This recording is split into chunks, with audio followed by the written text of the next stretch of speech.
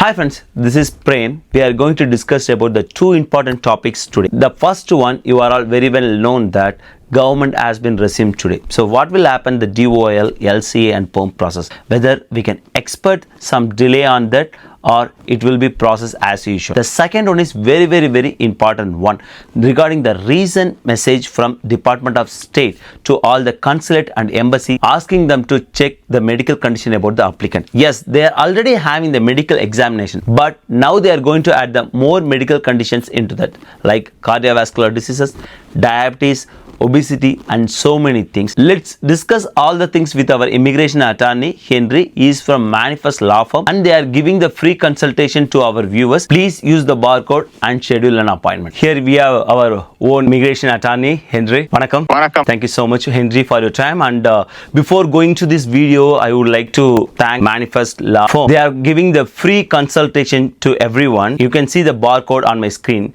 Just use the barcode and schedule your consultation. It's totally free. So here we are going to discuss the two important topics. We will start from the good news. So government shutdown has been completed and it started resume from today. What will happen the LC and PERM process now, Henry? Good news is that the shutdown is over, and that means that the Department of Labor will be resuming LCAs for H-1Bs, PERM processing for EB2, EB3 PERM cases. What we don't know is exactly how long it's going to take. Maybe give them a few days before we can see some action. So if you already have a pending case, don't expect that tonight is going to be when you get your approval, right? It's not going to work that fast. So we can expect some delays on both processes, right? LC and PERM process. Someone in the H1B on sixth year, they're expecting the PERM and I-140 approval in the near time. So what is the recommendation for them? I would recommend planning to move a little bit earlier than you otherwise would have. So for example, generally it takes the Department of Labor 7 days for the LCA. But for example, I have an LCA that I filed on the 5th of November, and it's still processing today, and I haven't received a response yet. So similarly to how earlier this year with USCIS, when we had the premium processing cases getting delayed because there were too many filings at one time, and some of the cases went over the deadline, I would expect that the DOL is going to go over the deadline with some of the cases, because if everybody now starts filing lots of cases, I think it's impossible for them to do all of them with 7 days timeline, right? So there might be more delays. So if you're looking at filing H-1B transfer and you are nearing your 60-day grace period, you're almost out of status, do not leave it in the last week or two of your grace period. You should file the cases earlier to make sure you have enough time to complete all of the steps. Or as a backup, have your B2 change of status ready to go just in case there's a delay with the LCA, so you have a plan B. Yeah, exactly. Henry explained the plan B. Even the last video, you can check with Henry. When your I-94 going to expire anytime soon, please don't leave as it is. Just try the other plans. Thanks, Henry. And you are talking about the premium processing delay. You mean the I-797 approval premium process can expect some delay? I don't think the USCIS is going to have some delay. What I was referring to here was earlier this year in January, there was a lot of I-140, EB1A, and EB2 NIW cases that got delayed. And that's because there was a record number of submissions in December and early January because everybody was trying to get their cases filed before the new president comes into office. And so, for example, I had a case that I filed December 26th for an Indian national in the EB1A category, and we didn't get a result from USCIS until March. So they went 2 months over the premium processing deadline. The good news is client got their EB1A approval with no RFE, and then 1 month later got a refund of the premium processing. So it took a little bit longer, but the result was good at the end. That's just an example of what I would use. But right now, when people start filing their H-1Bs, I think USCIS is ready for that, and I don't think there's going to be any additional delay with that. But with the DOL, that's where I would expect them to maybe take more than the 7 days that they usually do. Great to know the experience you are sharing regarding the EB1A. We would like to hear more, but we will discuss in the future videos. And my next question, and it's a very important topic among the immigrant community now, Department of State sending some message to the embassy and consulate asking them to check more medical condition about the applicants. So what do you know about that one, Henry? This seems to be different approach to the public charge rule compared to the first Trump administration. administration and what was happening years ago.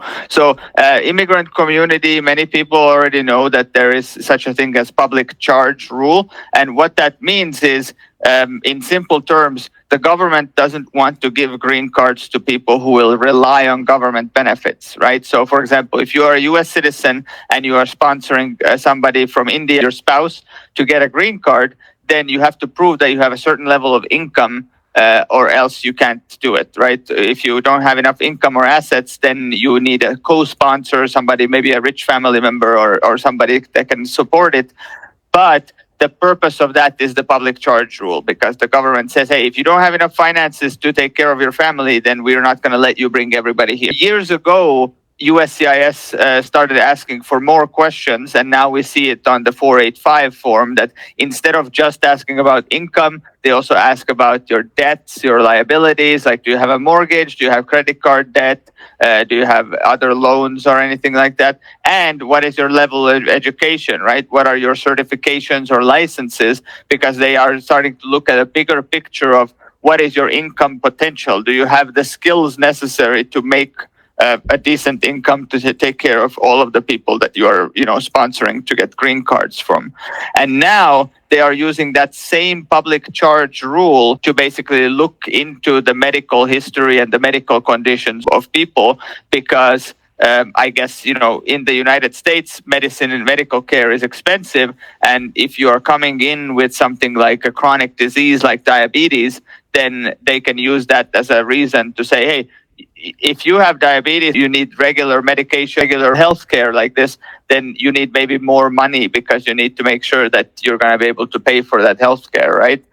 So that is the legal kind of rule that they are using for asking for these medical documents and justifying some of these denials that have been coming in. I don't have any of my own clients yet who had this issue though, so I don't have a specific example that I can give you. When you say about that regarding the medical condition, inspection and everything, this is not applicable for the non-immigrant visas, right? Correct. This is a specific thing for immigrant visa. As many of you already know, when you are applying for an immigrant visa at an embassy, or if you are applying for adjustment of status in the United States, you already have the medical exam, and they check your vaccination record, and they do some blood tests, they check for things. Because there is a section in the law that says if you have certain types of diseases that are of public health significance, then they can say no to the green card. For example, if somebody has tuberculosis and it is active in their lungs, then they have to get treatment before they can get the green card. Same thing for certain sexually transmitted diseases. And then, of course, with the vaccination record, if anybody is interested, they can just Google CDC immigration vaccines, and they will find the Center for Disease Control list of all of the mandatory vaccinations that the CDC requires from immigrants. And if you are missing any of those vaccines, then they can tell you either you cannot get a green card or you have to take those vaccines, right? So these are already existing rules, but it's all about the green card process. If you are applying for a student visa, B2, H1B, then it's highly unlikely that anybody would be asking you about these health conditions, and the public charge rule does not apply to those temporary visas. I have one more question on that. So whether it's applicable only for the people who are applying outside the USA, or it's applicable for the people who are applying inside the USA as well? Technically, the public charge rule applies to anybody who is applying for a green card, whether they're doing it inside or outside. But the specific news that we are hearing right now, it has to do with the Department of State, and the Department of State is the agency that manages the embassies and consulates. USCIS is under a different agency. That's the Department of Homeland Security. So right now, we have not heard anything different from the USCIS or what they are looking at when they are adjudicating an adjustment of status case. So right now, I would say this new policy being more strict on the medical stuff, I think it only applies to people applying from outside of the United States. But the fact that there is a new policy with the Department of State could be an indication that maybe there is something coming from USCIS side soon as well. Yep. So we can expect the unexpected things. I can understand, Henry. Diabetes is very common among most of the countries where they are applying the immigrant visa. Even China is the number one, India is number two. Even USA is under top 5. If someone is having the diabetes, whether the officer say no to them because they are having diabetes, or they will check their financial thing, whether these people accommodate their own medical expenses or not. It is a subjective evaluation because basically the officer is supposed to look into the future in their mind and predict if you're going to be able to afford the medical care that you need, or if you're going to have difficulty doing that, and whether you're going to rely on the government. So they have to decide, is it likely that you will need the help of the government with Medicaid or some kind of welfare or support like that? And if they determine yes, then they can say no to the immigrant visa. I think the people who are most at risk with this, let's say the intending immigrant has diabetes, but also the sponsor on the US side is somebody that doesn't have a super high income, right? So if you're talking about people in Silicon Valley who have good job, good health insurance, then when you're applying for the immigrant visa and sending documents to the Department of State, I would encourage everybody now to include maybe information about your health plan, like a copy of your health insurance card, what are the benefits included, what are the deductibles, just to show that if you have a really good policy, then just use it and show it off, right? Show it to the government to show that you have a really good health insurance. But if you are just making, let's say, $60,000, barely going over the poverty lines, and then you don't even have a strong health policy or something like that, then that is the case where I would see the officer more likely to say, it looks like you don't even have money for a deductible, right? So how are you going to pay the bills if something is needed? Okay. So if it is a family based from outside the USA, they will check who is going to sponsor, and they will check their financial assets and everything, right? Correct. Let's say, again, if you're a US citizen and you're sponsoring your spouse to bring them in from India, then the spouse is usually the one that fills out a form called the Affidavit of Support. That's the I-864. And on the I-864, the USCIS is asking about what is your current income, what are the tax numbers from your last 3 most recent tax returns, and then you can also include information about your assets.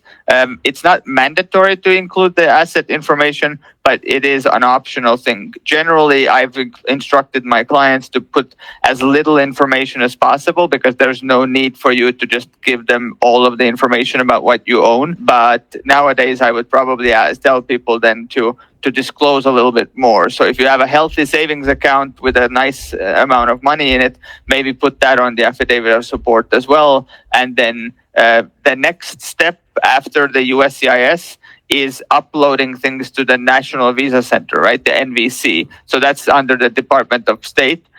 When you're uploading documents to the Department of State, I would say include PDFs of things like health insurance, maybe your savings account balance, things like that, just to show what are the assets, what are the employment benefits that you have that show that you can take care of your spouse. But in some situations, you might use a co-sponsor. So let's say Indian origin, US citizen, but you are only 21 years old and you're still going to university, right? Maybe you were born in the US, but you're now trying to sponsor your parents. You might be 21 years old and a citizen, which means you can sponsor somebody, but maybe you don't have income yet. In a situation like that, you can still sponsor your parents, but you might need some other family member or friend to come in and fill out the Affidavit of Support for you. So that means somebody else is basically taking the financial responsibility for the intending immigrants, and that way you can still proceed with the case. Exactly that question a lot of people ask. Say example, a lot of people coming here for H1B or L1, whatever the visa, and they have the kids here. Once the kids become 21, say if the parents is having some underlying medical condition, say diabetes, whether they can show their financial asset, right? Still the child can sponsor to the parents, and the parents can show their financial assets and whatever the things they have, right? Correct. Yeah, the parents can use their own financials as well, and same even for people who are in India, right? Sometimes the parents are already on H1B inside the US, but maybe you have somebody that you're sponsoring who is going for an embassy interview in India, and in India they have a lot of assets and they actually are fairly wealthy relative to the average population. And it's fine for them to even bring documents of their own assets showing that, look, I'm fairly wealthy. I can take care of myself, and if I need anything, I can either pay for it myself, or I can even come back to India and get the care here because I can afford it here or something like that. So there's a lot of different things that you can show to the officer at the consulate to kind of reassure them that number one, that you're prepared, and number one, that you've already thought about it, that you know what you're doing. That's great to know, Henry. You have enormous knowledge. I can see the approval rating on your page, on your manifestlawfirm.com website. Now I know why you are getting so much approvals. That's a great knowledge you are sharing, Henry. This is a very important topic among immigration community, right? So they included obesity. So a lot of people have joined the gym, and some people may seeing this video from the gym. Any visa officer can say no because of obesity. No, it's not listed specifically as one of the chronic conditions, but I suppose it could be a factor in maybe the doctor who's doing the medical exam, if they are writing something on the form for the consular officer to read. I wouldn't worry so much if somebody is a little bit overweight, but hey, if this is your motivation that you need to go to the gym, then go for it. Agreed. Even I mentioned to my viewers, that is the main part. Take it as a motivation. Don't take it as a negative. Just go with the healthy life. Thanks, Henry. You shared a lot of information. Thank you so much, Henry, for your time. Thank you so much for having me. It's a pleasure to be here.